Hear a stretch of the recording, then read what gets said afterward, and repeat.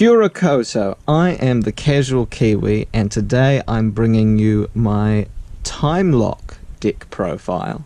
Tested it out with my fellow YouTuber Scrub Tier Ygeo. You can get a link to his channel in the description. It's a really fun deck, this. Very stun focused, but with a bit of a twist. So without further ado, let's go on to the profile. So first you want to be running 3 Sandaion the Time Lord. It has 4,000 attack and 4,000 defense. You can only control 1 Sandaion the Time Lord, and your opponent must have another monster on the field before you can normal summon it. It can also, at the end of the battle phase, if it battled, deliver 2,000 points of direct damage. But the reason this Time Lord is so important is that first factor, the 4,000 attack, 4,000 defense. You'll be wanting to get this Time Lord as negated as possible in terms of its effect, so that you can make the full force of Sandaion the Time Lord real to your opponent. The other thing about Sandaion, of course, is because it is a Time Lord, it has to be shuffled back in the your next standby phase. A big part of this deck is going to be negating that effect, so that Sandaion will remain on the field, will remain in board presence, and just will allow you to beat over any problematic monsters. So that is the first main monster of the deck. Then you want to be playing 3 Consecrated Light. This is another amazing card in the deck. So neither player can normal or special summon dark monsters or declare an attack with a dark monster. This card cannot be destroyed by battle with a dark monster. Also, you take no battle damage from that battle. So very much this is what you'd be summoning turn 1 if you're going first and you're not able to get into Sandaion. Consecrated Light is a card that works very well in this deck, because you'll see later we're also running Lair of Darkness, so we can turn all of our opponent's monsters dark. And this can also be devastating against any deck that's trying to bring out Summon Sorceress, trying to bring out the Borreloads, and trying to make those plays. So that is an excellent card to go into as well. So then you want to be running 3 Jellin Duo. This is your last 3 of monster. So Sandaion the Time Lord can be normal summoned from the hand, but as well as your opponent controlling a monster, you need to control no monsters. However, you can still tribute summon it if you've got enough materials. So Jellin Duo counts as 2 tributes for a fairy type monster. So this can act as that tribute fodder. It also cannot be destroyed by battle, so it's very useful for just chump blocking while you're waiting to get your Sandaion. All in all, a very good card and a definite 3 of in the deck. Finally, I play 1 Marshmallow. This is again just for another light fairy target in the deck. It works very similar to Jellin Duo, except when it's flip face up, it does 1,000 points of burn damage to your opponent if it was attacked face down.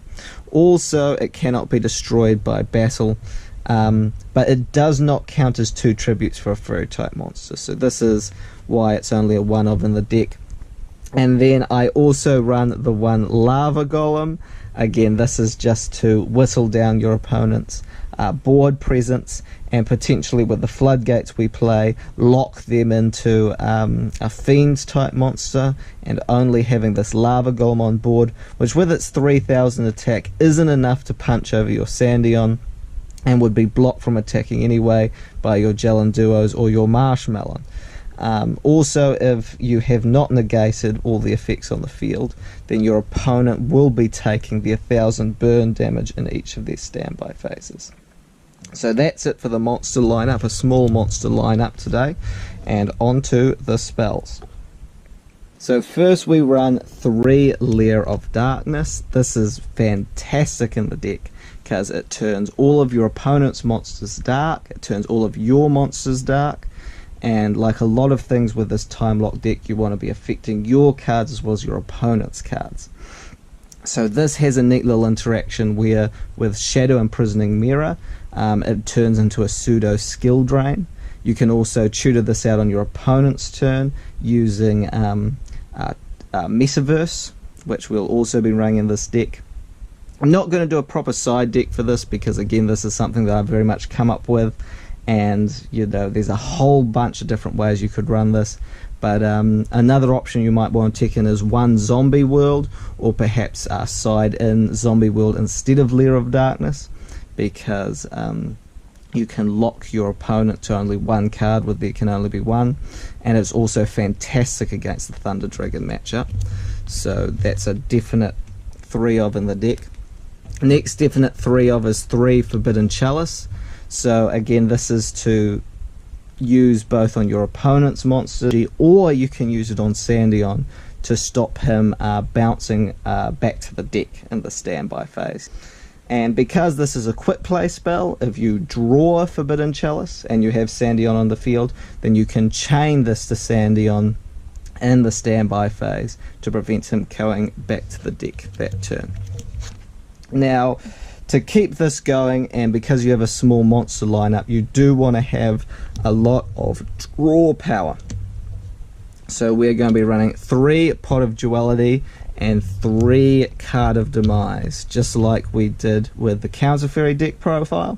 But instead of Pot of Desires, we are going to run 1, 2 cards from the sky.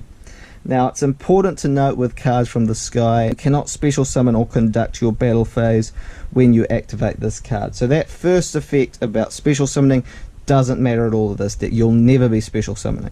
But the second part about the battle phase, do keep that in mind when you are going into things. So that is it for the draw power of the deck. Now we do run one final card which I am very happy to have in here, which is Dark Snake Syndrome. Now this is a very old card which inflicts direct damage to you and your opponent's life points during each of your standby phases. The first damage begins at 200 points and doubles during each of the following standby phases, of your following standby phases. So this can quite quickly start to add up and can really put your opponent and possibly you, but ideally you only play this once you've already got some burn on with Sandaion, or you've got its effects turned off and you've been hitting in. If you have got a whole bunch of floodgates up and Sandaion on board, putting down Dark Snake Syndrome might be just what you need to close out the duel. You do not want to end up in a situation where your opponent knows they have one out in your deck. All good. So yeah, so Dark Snake Syndrome, very useful card.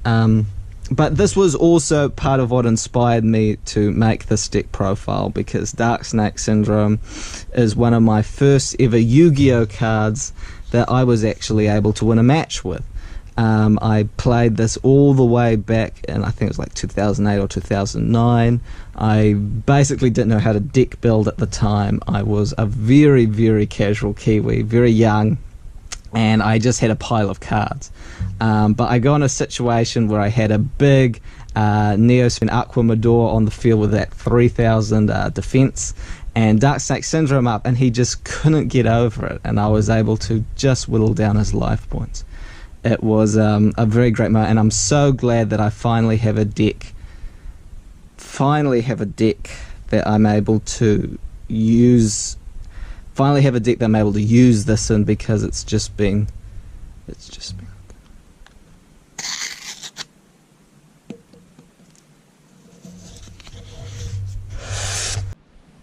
So then you run 3 Compulsory Evacuation Device. Now this card is great because it's not once per turn. It acts like another copy of Forbidden Chalice, sorry, and you can use it both on Sandaion to bounce it back to the hand, or on your opponent's monster to clear the way for direct attack, which with Sandaion can be pretty darn damaging. Then as well, the last normal trap you play is 3 Metaverse. Really solid to be able to get that Lair of Darkness up on your opponent's turn. especially if they pop the Lair of Darkness to turn off the Shadow Imprisoning Mirror, then you can just add another lair back and you've got no worries. It can be activated any time, a bit like Compulse usually can, to clear up back row space, or to just make your deck a little bit thinner. So that's it for the normal traps. And then what I've been talking about all through this video, Shadow Imprisoning Mirror, and one copy as well of Light Imprisoning Mirror. So all of these cards basically have the same effect, where they negate all monsters of their attributes activated on the field or in the graveyard. So this can be extremely good against zombies as well, with Doom King Beldrock. But the key thing here is activated effects. So when you got your lair up, all your light fairies will now be dark fairies, and they'll all be affected by Shadow Imprisoning Mirror.